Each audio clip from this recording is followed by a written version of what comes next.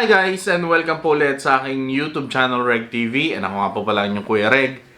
At ngayon ang topic natin, kung medyo nagdududa ka sa pagmamahal ng lalaki na yan, kaya gusto mong matest ang totoong nararamdaman niya sa'yo para masabi mo na mahal talaga ako ng lalaking to. kaya kung interesado ka, ito yung mga ginagawa niya para masabi mo na mahal ka niya talaga. Una, syempre, mabilis sumagot sa text at tawag mo.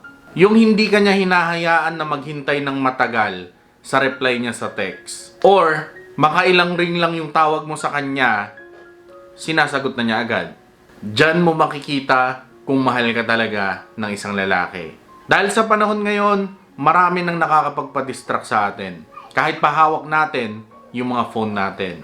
Kaya kung mabilis pa rin siyang mag-reply sa text at tawag mo, sigurado, mahal ka talaga ng lalaki na yan. Dahil ikaw yung priority niya. Mapapansin mo din sa mga reply niya sa'yo na mahaba at may laman yung mga sinasabi niya. Yung halatang gusto niya rin pahabain yung usapan para makausap ka niya ng matagal. At mapapansin mo na lagi ka rin niyang kinokontak. Laging siya yung tumatawag or nagte-text sa'yo. Hindi yung siya lang lagi yung nag-aabang sa mga text at tawag mo. Tapos saka lang siya magre-reply kapag kinontak mo siya. Pangalawa, hindi niya nalilimutan yung mga mahahalagang pangyayari. Kung mahal ka talaga ng isang lalaki, tinatandaan niyan yung mga mahalagang pangyayari sa relasyon nyo. Kung kailan yung monthsary nyo, kung kailan yung anniversary nyo, kung paano kayo nagkakilala, kung saan kayo unang nag-date, kung ano yung unang tawag niya sa'yo nung una, yung mga ganyan. Mapapansin mo din na kahit na yung mga maliliit na detalye na tungkol sa'yo ay natatandaan niya. Halimbawa na lang, minsan nabanggit mo sa kanya na takot ka sa manok, paborito mo yung kwek-kwek, allergic ka sa galunggong, yung mga ganyan. Magugulat ka na lang dahil kahit minsan mo lang nabanggit yan sa kanya, pero tanda pa rin niya yung mga sinabi mo sa kanya. Patunay lang yan na mahal ka niya talaga. Dahil ang lahat ng mahalaga sa'yo ay mahalaga rin para sa kanya. Pangatlo, tinatabi niya yung cellphone niya kapag magkasama kayo. Yung gusto niyang sulitin yung bawat minuto na magkasama kayong dalawa. Lalo na kung LDR kayo tapos minsan lang kayo magkita. Mahal ka talaga ng isang lalaki kung mapapansin mo na tinatabi niya yung phone niya habang magkasama kayo. At makikita mo na talagang nakatingin siya sa mga mata mo habang kinakausap ka niya. Ibig sabihin lang niyan ay mahal ka talaga niya at natutuwa siya dahil kasama ka niya sa oras na yan. Kaya nasa iyo lang ang atensyon niya. Pero syempre dapat ganun ka din sa kanya. Dahil syempre madidismaya din siya kung nasa iyo ngayong atensyon niya tapos ikaw, laging nakatutok lang yung mukha mo sa cellphone. 'Di ba? Kaya dapat ganun ka din sa kanya. Itabi mo muna yung phone mo habang magkasama kayo. Pang-apat, siya na yung nagsusorry. Hindi mawawala ang away or hindi pagkakaintindihan sa isang relasyon. Normal lang yun. At isa yan sa nagpapatibay sa relasyon nyo.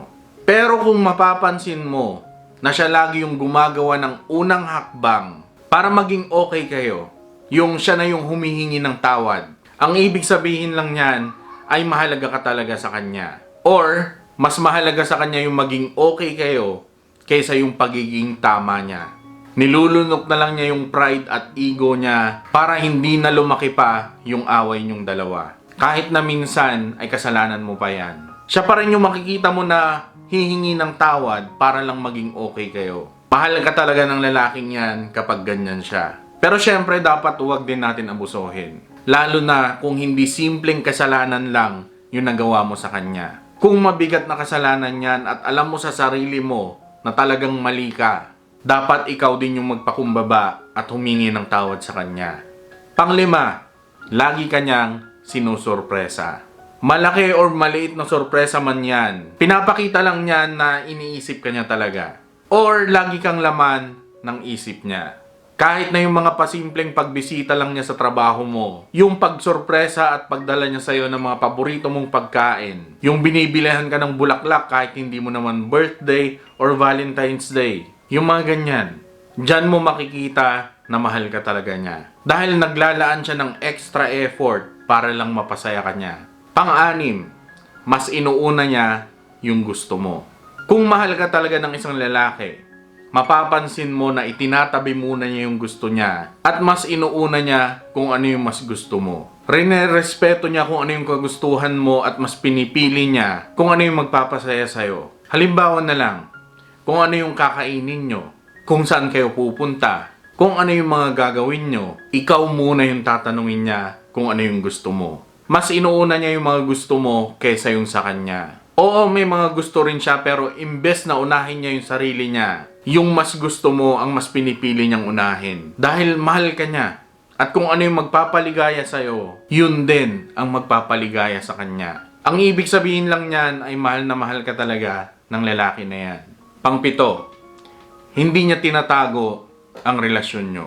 May mga lalaki na magaling lang magsabi na mahal ka niya pero taliwas naman sa mga kinikilos at pinapakita nila. Sabi niya mahal ka niya pero gusto niyang itago yung relasyon nyo. Sabi niya mahal ka niya pero hindi ka niya pinapakilala sa mga kaibigan at pamilya niya. Sabi niya mahal ka niya pero pag nasa labas kayo, 1 metro yung layo niya mula sa'yo. Kaya masasabi mo na mahal ka talaga ng isang lalaki kung hindi yan nagdadalawang isip na sabihin sa mundo yung relasyon nyo. Hindi yan magdadalawang isip na hawakan yung mga kamay mo kahit nasa public places kayo.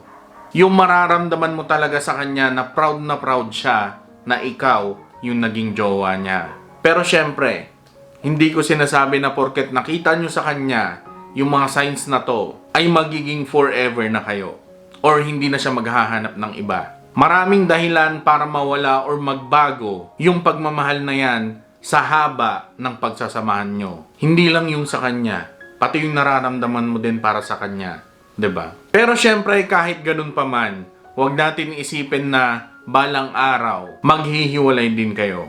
Or balang araw baka lukuhin ka din niya. Ang gawin nyo sa ngayon, mahalin nyo yung isa't isa, matutong makontento at syempre respeto sa isa't isa. Dahil malay natin, 'di ba? Baka siya na talaga yung forever mo. So yun, maraming salamat sa panonood and sana nakatulong sa inyo or kahit papaano ay nagustuhan nyo yung video natin ngayon. And maraming salamat. Ingat kayo sa mga naroon. God bless. Peace and goodbye.